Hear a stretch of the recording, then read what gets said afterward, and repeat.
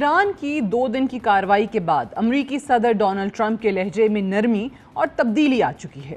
2 دن پہلے ٹرمپ ایران کو دھمکا رہے تھے، کہہ رہے تھے کہ اب بھی وقت ہے، معاہدہ کر لو ورنہ مزید تباہی تمہارا مقدر ہوگی، سب مارے جاؤ گے، دوسری کارروائی پہلے سے بھی زیادہ شدید ہوگی، بھول جاؤ گے کہ کبھی کوئی ایرانی سلطنت تھی۔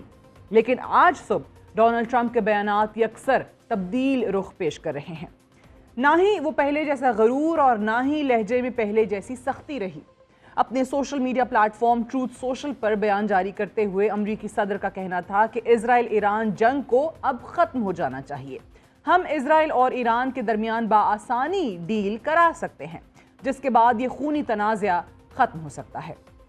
اپنے پیغام میں صدر ٹرمپ کا مزید کہنا تھا کہ میری 1 گھنٹہ روسی صدر ولادیمیر پوٹن کے ساتھ بات ہوئی ہے۔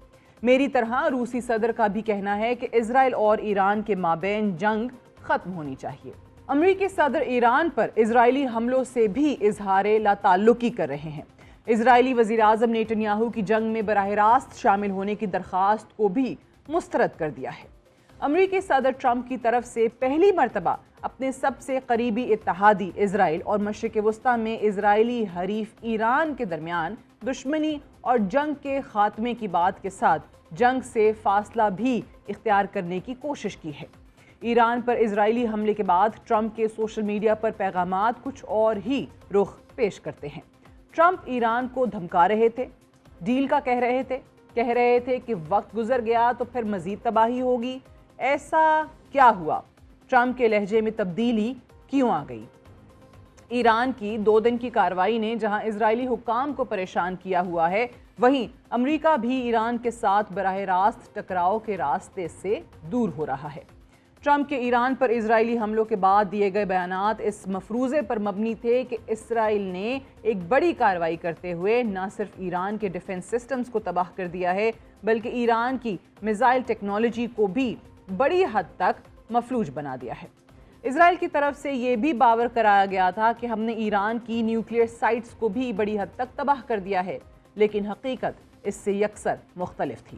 200 فائٹر جیٹس، ایران کے اندر موجود اسرائیلی انٹیلیجنس ایجنسی کی کارروائیوں اور ایرانی لیڈرشپ کی شہادت کے باوجود ایران اپنا دفاعی نظام بحال کرنے میں کامیاب ہو چکا ہے، اور ایرانی مسل پاور گزشتہ 2 دن سے دنیا بھر کے تمام ممالک اپنی آنکھوں سے دیکھ رہے ہیں۔ اسرائیل کا دفاعی نظام ناکام ہو چکا ہے۔ اسرائیل کا کونا کونا ایرانی میزائلوں کی رینج میں ہے۔ ایرانی میزائل حملوں نے اسرائیل میں تباہی پھیلائی ہوئی ہے۔ جنگ کی دوسری رات ایران نے 200 سے زائد میزائل اسرائیل پر داغے۔ ایرانی حکومت نے پہلی کارروائی کے دوران 3 اسرائیلی طیارے مار گرانے کا دعویٰ کیا تھا، جبکہ جنگ کی تیسری رات ایران 100 سے زائد میزائل اور ڈرونز کے ساتھ حملہ آور ہوا۔ ایران کی طرف سے دعویٰ کیا گیا کہ ہم نے 1 گھنٹے کے آپریشن کے دوران اسرائیل کے 10 سے زائد لڑاکا طیارے گرائے ہیں۔ اسرائیل میں تباہی کے مناظر بین الاقوامی میڈیا دنیا بھر کو دکھا رہا ہے۔ ایرانی میزائل ٹیکنالوجی کی طاقت کے سامنے ہم ڈیفنس سسٹم ناکام، جبکہ اسرائیلی انفراسٹرکچر تباہ ہوتا ہوا دیکھ رہے ہیں۔ نیتن یاہو دھمکیاں ضرور دے رہا ہے، لیکن اسرائیل کی فائر پاور پہلے کی نسبت دوسرے دن بہت کم تھی، اور دوسرے دن کی نسبت تیسرے دن اس سے بھی کم، جبکہ ایرانی ملٹری کی طرف سے بتایا جا رہا ہے کہ ہم لمبی جنگ کے لیے تیار ہیں۔ اسرائیل کب تک ایران کے سپرسونک مسلز کا سامنا کرتا رہے گا؟ اسرائیلی 2 راتیں شیلٹرز میں گزار چکے ہیں۔ یہ سلسلہ لمبا نہیں چل سکتا ہے۔ اسرائیل کے لیے 10 دن ایرانی میزائل برداشت کرنا بھی مشکل ہے۔ یہ وہ صورتحال ہے جس نے ٹرمپ کو اپنی سوچ تبدیل کرنے پر مجبور کر دیا ہے۔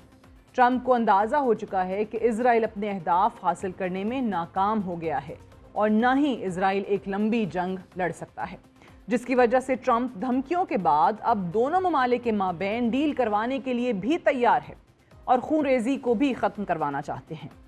ٹرمپ کی اسرائیلی جنگ سے لا تعلقی کی بات کی جائے تو اسرائیلی میڈیا کھل کر کہہ رہا ہے کہ ٹرمپ ہر پلان کا حصہ تھے، لیکن ایسا معلوم ہوتا ہے کہ نیتن یاہو نے ٹرمپ کو بھی ناکام اور سوچ بدلنے پر تبدیل کر دیا ہے، اور ٹرمپ کسی جنگ کا براہ راست حصہ بننا نہیں چاہتے۔